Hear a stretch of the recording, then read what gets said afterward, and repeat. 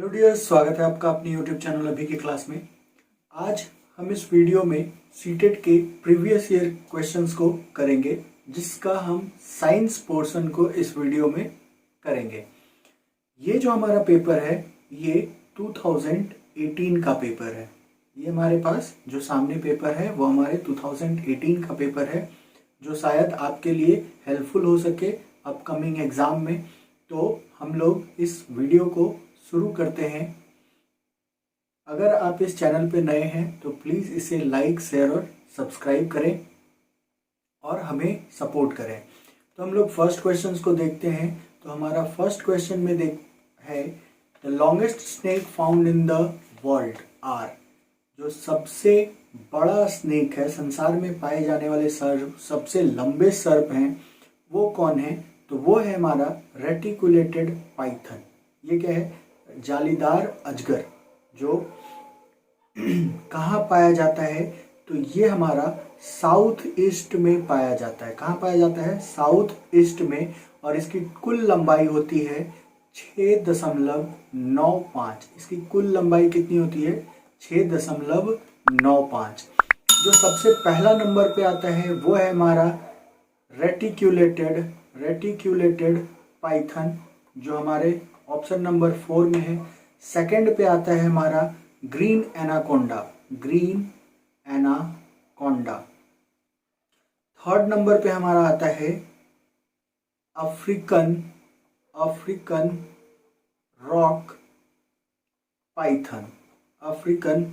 Python. ये non venomous होते हैं, यानी ये जो होते हैं ये ह्यूमन के लिए हार्मफुल नहीं होते हैं। और फोर्थ नंबर पे हमारा आता है बर्मर पाइथन।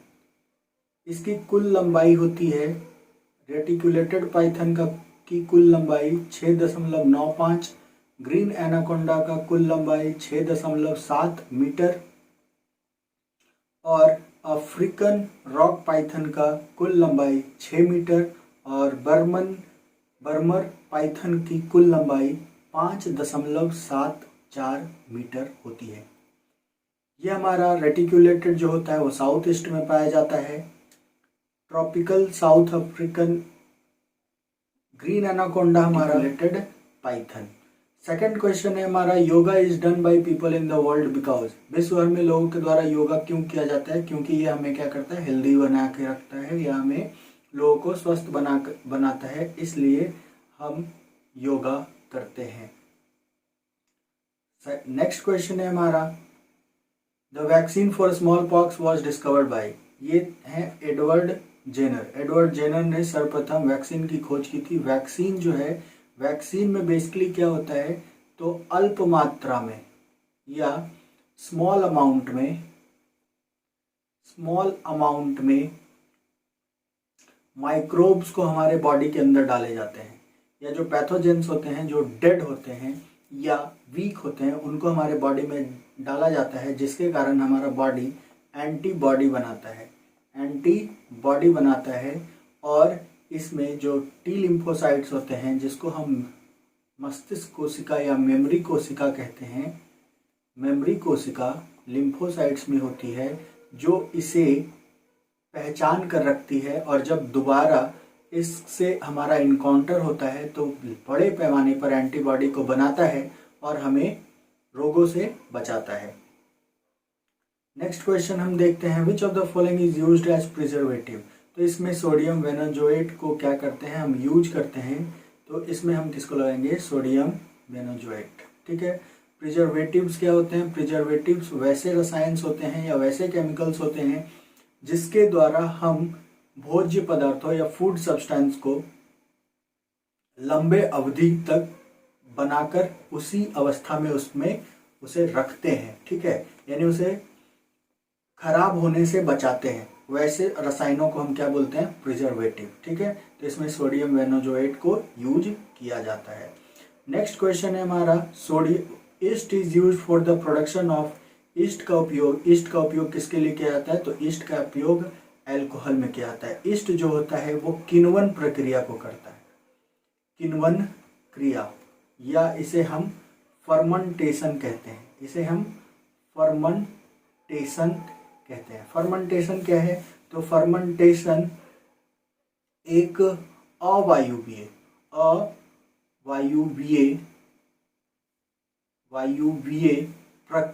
क्रिया है, यानी ऑक्सीजन के एब्सेंट में जो ऑर्गेनिक सब्सटेंस होते हैं वो टूटते हैं और क्या प्रोड्यूस करता है, तो यहाँ पे अल्कोहल प्रोड्यूस करता है ये ईस्ट। तो इसीलिए यहाँ पे ईस्ट को हम लोग यहाँ पे बोलते हैं वीवरेज और बेकर्स ईस्ट। इसमें ईस्ट का नाम है सैक्रोमाइसस सर्विसेज, जिसको हम वीवरेज और बेकर ईस्ट के नाम से जानते हैं। इनका उपयोग पाव रोटी जिसको बोलते हैं हम लोग, ब्रेड बनाने में या अल्कोहल बनाने में बड़े पैमाने पे इसे उपयोग में लाया जाता है। ठीक है, नेक्स्ट क्वेश्चन को हम देखते हैं। नेक्स्ट क्वेश्चन हमारा कह रहा है माइटोकॉन्ड्रिया हमारा एक कोशिकांग है या सेल ऑर्गेनल है, कोशिका का एक पार्ट है या सेल का हमारा एक पार्ट है जो क्या बनाता है, ऊर्जा बनाता है, जो एनर्जी बनाता है। और एनर्जी किस रूप में बनाता है, एटीपी के रूप में बनाता है। तो राइबोसोम, यानी ये यहाँ पे फंक्शन बताया, तो राइबोसोम जो है हमारा वो प्रोटीन बनाता है। तो इसमें हम किसको लगाएंगे, ऑप्शन नंबर 3 को लगाएंगे, प्रोटीन। राइबोसोम के बारे में हम थोड़ा सा जान लेते हैं कि राइबोसोम जो है ये 2 यूनिट का बना होता है, बड़ा यूनिट और छोटा यूनिट, जिसमें 2 तरह की कोशिकाएं हैं। एक है हमारा प्रोकैरियोट और दूसरा है यूकैरियोट।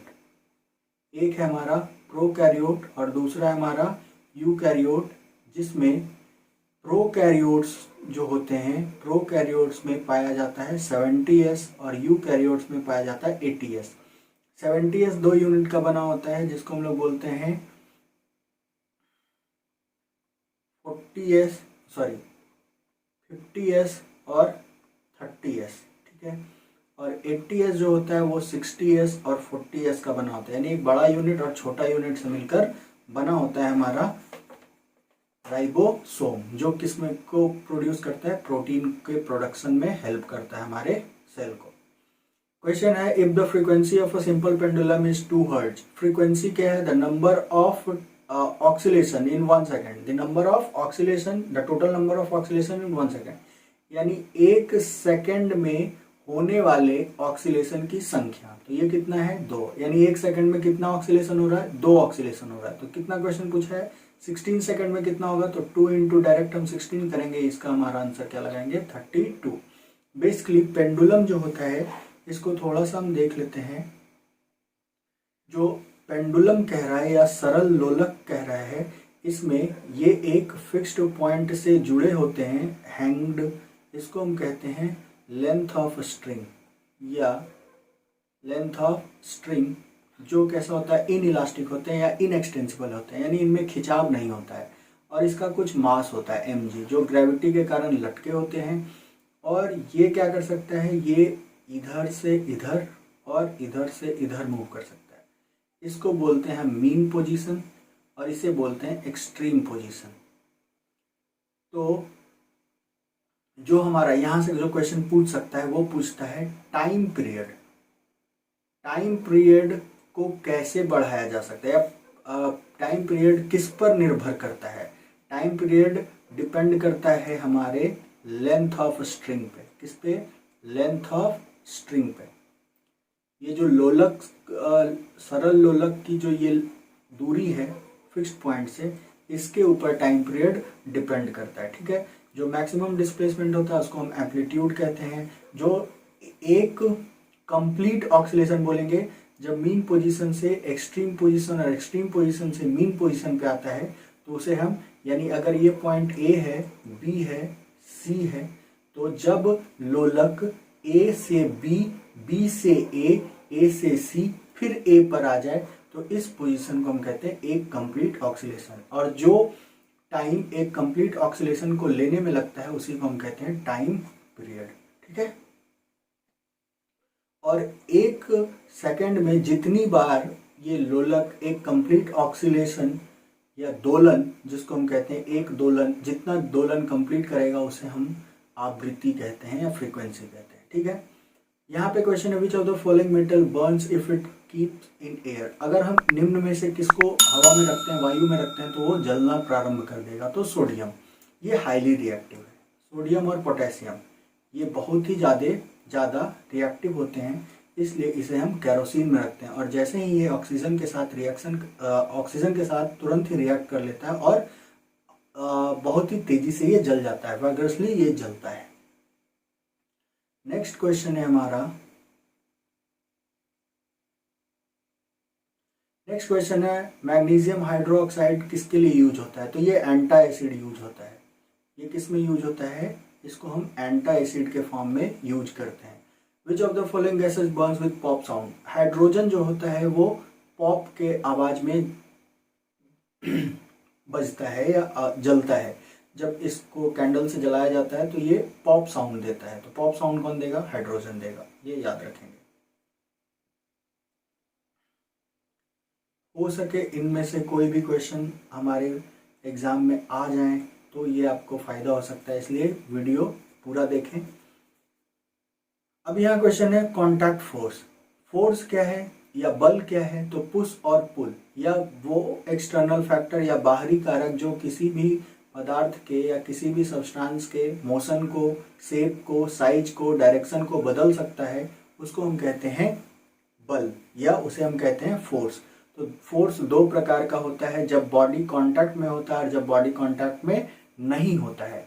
तो बॉडी जब कांटेक्ट में होता है तो उसको कांटेक्ट फोर्स कहते हैं और जब कांटेक्ट में नहीं होता है तो उसे हम नॉन कांटेक्ट फोर्स कहते हैं। तो ये हमारा दो है, ग्रेविटेशनल फोर्स और मैग्नेटिक फोर्स। इन दोनों में ऑब्जेक्ट्स साथ में नहीं आते हैं परंतु लेकिन इनके ऊपर फोर्स लगता है, तो इसलिए हम इसका 4 लगाएंगे, both 1 and 2। Sorry, which of the following is our example of non contact force।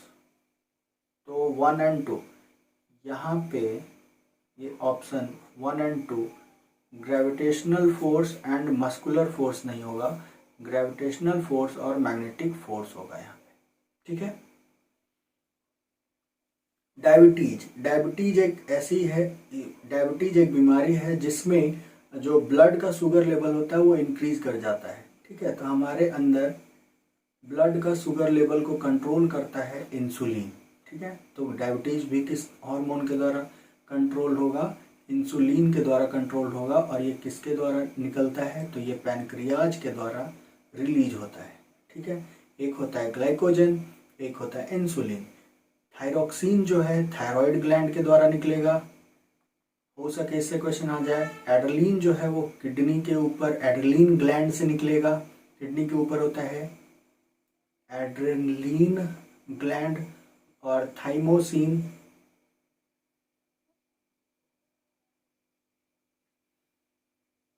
ठीक है। नेक्स्ट क्वेश्चन हम देखते हैं। इसमें क्वेश्चन कह रहा है कि विच ऑफ द फॉलोइंग या निम्नलिखित में से कौन सा पेट्रोलियम का पदार्थ नहीं है। तो जो पेट्रोलियम होता है यानी ये जो होता है क्रूड ऑयल होता है, कच्चा तेल होता है, जिसका हम क्या करते हैं फ्रैक्शनल डिस्टिलेशन। क्या करते हैं, फ्रैक्शनल डिस्टिलेशन करते हैं, जिसके द्वारा क्या होता है, तो अलग अलग टेम्परेचर पे अलग अलग टेम्परेचर के अलग अलग प्रोडक्ट्स को अलग कर लिया जाता है। तो इसमें केरोसिन भी होता है, पैराफिन वैक्स भी होता है और बिटुमेन होता है, लेकिन सीएनजी नहीं होता है। सीएनजी का पूरा नाम है compressed natural gas, compressed natural gas. तो सीएनजी एक पेट्रोलियम प्रोडक्ट नहीं है। Red data book contain a record of. Red data book जो होता है ये किसके द्वारा रिलीज होता है, तो ये IUCN के द्वारा होता है, international union for conservation of nature and natural resources. ये एक इंटरनेशनल ऑर्गेनाइजेशन है जो एक रेड बुक या रेड लिस्ट जारी करता है जिसमें इंडेंजर्ड स्पीसीज को शामिल किया जाता है। इंडेंजर्ड स्पीसीज किसे कहते हैं या संकट जाति किसे कहते हैं, यानी वैसे प्रजाति जो विलुप्त होने के कगार पे हैं उन्हें हम इंडेंजर्ड कहते हैं या संकटप्रद प्रजातियां कहते हैं। The species which is at the risk of extinction is called endangered species. और एक्सटिंक्ट स्पीसीज किसको कहते हैं, तो एक्सटिंक्ट स्पीसीज वैसे जो अब इस धरती पे नहीं है। The species which is not or no more on this earth is called extinct species.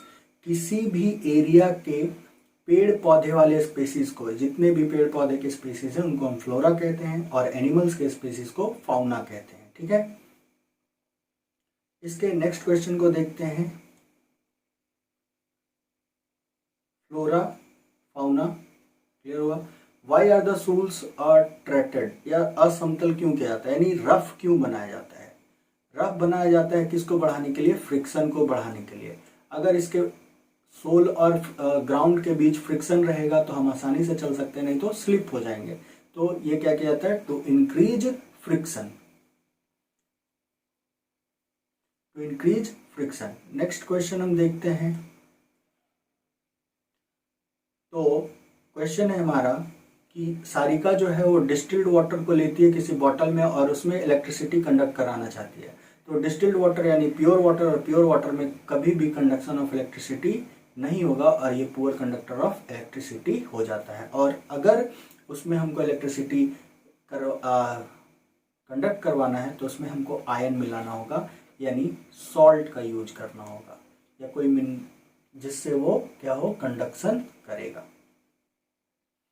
Next question अगर हम देखते हैं तो नेक्स्ट क्वेश्चन में क्वेश्चन हमारा कह रहा है which of the following statement is not correct. कौन सा करेक्ट नहीं है, तो कौन सा इसमें करेक्ट नहीं है। तो क्वेश्चन पढ़ते हैं। There is a minimum limit of current which can safely flow in the electric current circuit. किसी भी इलेक्ट्रिक सर्किट में मिनिमम करंट होता है जो सेफली उसमें फ्लो कर सकता है, लेकिन उसका एक मैक्सिमम लिमिट होता है जिसमें इलेक्ट्रिक सर्किट में करंट फ्लो करता है। तो इसमें हमारा पहला गलत है। Fuses are inserted in electric circuit for all the buildings. हर एक बिल्डिंग्स के जो इलेक्ट्रिक सर्किट्स हैं उसमें फ्यूज लगाया जाता है और फ्यूज एक क्या है, सेफ्टी डिवाइस है जो क्या करता है, हमारे अप्लायंसेस को खराब होने से बचाता है। यानी जब उसमें मैक्सिमम करंट या शॉर्ट सर्किट वगैरह या कोई भी फ्लक्चुएशन होता है, यानी एक्सेस करंट जब फ्लो करते हैं तो वो फ्यूज क्या होता है, टूट जाता है, उसका वायर टूट जाता है और वो हमें खराब होने से बचा लेते हैं। ठीक है, हमारे अप्लायंसेस को खराब होने से बचा लेते हैं। नीचे आपको दिख रहा होगा कि जो फ्यूज है वो किससे बना। यहाँ से क्वेश्चन है which of the following place most likely affected by cyclone. तो यहाँ पे जो साइक्लोन है, इस तरह से अगर हम इसको देखते हैं, ये हमारा है वेस्टर्न कोस्ट, ये है हमारा वेस्टर्न कोस्ट और ये हमारा ईस्टर्न कोस्ट। ठीक है, तो जो साइक्लोन है वो ज़्यादातर हमारा ईस्टर्न कोस्ट में आता है। तो यहाँ पे हमारा कौन हो जाएगा, पूरी जो है वो ज़्यादा साइक्लोन से पीड़ित होगा क्योंकि पूरी ईस्टर्न कोस्ट में है, ईस्ट कोस्ट में है और बाकी जो है वो वेस्टर्न कोस्ट में है। ठीक है, इसलिए पोरबंदर गुजरात, मुंबई महाराष्ट्र, गोवा ये सब वेस्टर्न कोस्ट में है जहाँ पे साइक्लोन कम आता है, लेकिन ईस्टर्न कोस्ट में वो ज़्यादा वर्नेबल है किसके लिए, साइक्लोन के लिए। तो इसमें हमारा कौन सा होगा, सेकंड, पूरी। क्वेश्चन है the change in season of the earth because. जो अर्थ में सीजन का चेंज होता है वो हमारा इस कारण से होता है। तो हमारा जो अर्थ है वो इंक्लाइंड है, मेन एक्सिस से ये इंक्लाइंड है 23.5 डिग्री। ठीक है, the axis of rotation of earth is tilted with the respect of the plane its orbit. यानी यहाँ पे पेरीहेलन होता है, एपीहेलन होता है। पेरीहेलन यानी जब ये नज़दीक होता है सन के, और जब एपीहेलन जब ये दूर होता है सन के। तो इसका नॉर्थ हेमिस्फेयर सन के नज़दीक होगा और एक बार साउथ हेमिस्फेयर इसके सन के नज़दीक होगा। इस कारण से सीजन हमारा यहाँ पे चेंज होता है, तो इसका हम क्या आंसर लगाएंगे? Second. The axis of rotation of the earth is tilted with the respect to the plane of its orbit. Next question को हम देखते हैं।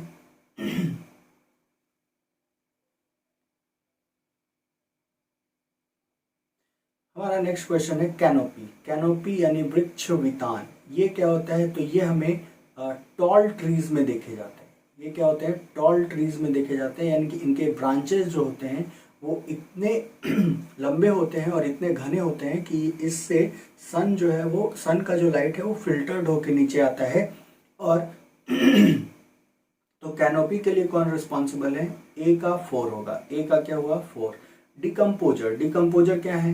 वो वैसे organism, the organism which are present in our environment which act as cleaning agent and decompose the dead and decay parts of plants and animals. Plants और animals के जो decay part होते हैं उसको डिकम्पोज करते हैं, तो ये हमारे आते हैं माइक्रो ऑर्गेनिज्म में आएंगे, और ये हमारा थर्ड हो जाएगा। ह्यूमस, ह्यूमस जो है ये क्या है? तो ह्यूमस जो है वो हमारा dead plant and animal tissue है, तो सी हमारा 1 हो जाएगा। तो डी जो बचा वो क्या हो जाएगा? सेकंड। यानी इसमें हम ऑप्शन देखेंगे कि हमारा कौन सा ऑप्शन? ए का 4, ए 4 3 1 2, यानी हम इसमें आंसर लगाएंगे 4 नंबर। ठीक है, नेक्स्ट क्वेश्चन को हम देखते हैं। Why is formative assessment important in science? Science में इम्पॉर्टेंट क्यों है फॉर्मेटिव असेसमेंट? तो ये क्या करता है? ये डायग्नोस्टिक होता है, यानी इससे हमें पता चलता है कि बच्चे जो हैं वो कितना सीख रहे हैं, क्या सीख रहे हैं, क्या नहीं सीख पा रहे हैं, और उसमें हम अपने स्ट्रैटेजी को बनाने में हेल्प होता है। तो हम इसमें थर्ड नंबर को लगाएंगे। ठीक है, नेक्स्ट क्वेश्चन को हम देखते हैं। नेक्स्ट क्वेश्चन हमारा कह रहा है why are science fair organised in schools? Schools में क्या होना चाहिए? विज्ञान मेला क्यों लगाना चाहिए? तो ये क्या करता है? तो ये बच्चों के क्रिएटिविटी को बढ़ाने में मदद कर रहा है, नर्चर में हेल्प करता है, सृजन में ये मदद करता है। बच्चे जो होते हैं वो डाइवर्सली थिंक करते हैं और कॉम्पिटिटिव होते हैं, जिसके कारण से वो अपने क्रिएटिविटी को बाहर लाते हैं। तो हम इसमें क्या आंसर लगाएंगे? थर्ड लगाएंगे। ठीक है, आप इसमें ऑप्शन पढ़ोगे तो इसमें आपको अच्छे से पता चलेगा। इसमें ऑप्शन को अच्छे से पढ़ो, आपको पता चलेगा कि इसमें क्या आंसर होना चाहिए। नेक्स्ट क्वेश्चन है as a teacher of the following do you find most appropriate for scientific approach to teaching? एक शिक्षक के नाते निम्नलिखित में से आपको क्या शिक्षण में विद्या के लिए सबसे उपयुक्त समझते हैं? तो हम लोगों को इसमें क्या करना चाहिए?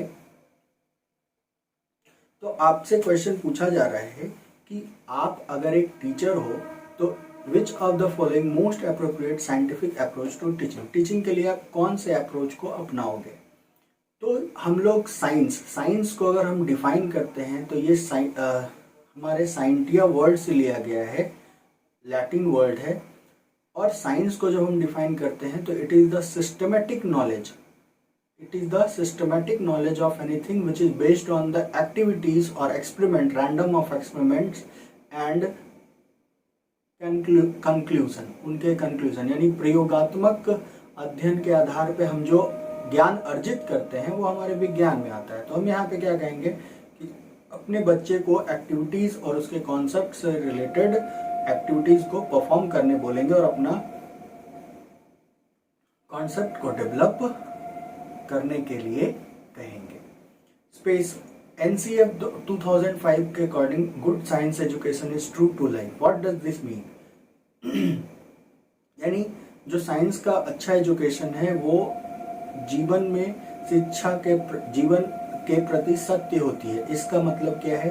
तो इसके द्वारा हम बच्चे को क्या करते हैं? World for work. हम लोग science should prepare the child to world for work, यानी विज्ञान को इसलिए पढ़ाना चाहिए ताकि जो बच्चे हैं वो क्या करें?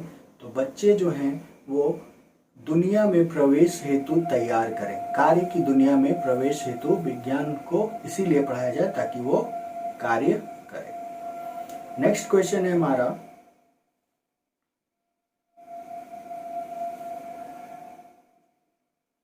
विच of the following not a scientific attitude, यानी वैज्ञानिक दृष्टिकोण से कौन सा गुण नहीं है। तो साइंस क्या देता है, ओपन माइंड, आप जो है वो सोचिए, क्यूरियोसिटी टू लर्न, सीखने की जिज्ञासा उत्पन्न करता है, objectivity in approach to problem, समस्याओं के प्रति व्यवहार में वस्तुनिष्ठा, ये तीनों देता है। हार्ड वर्क, साइंस हमारा क्या है, कठिन कार्य, जो साइंटिफिक एटीट्यूड है वो नहीं है।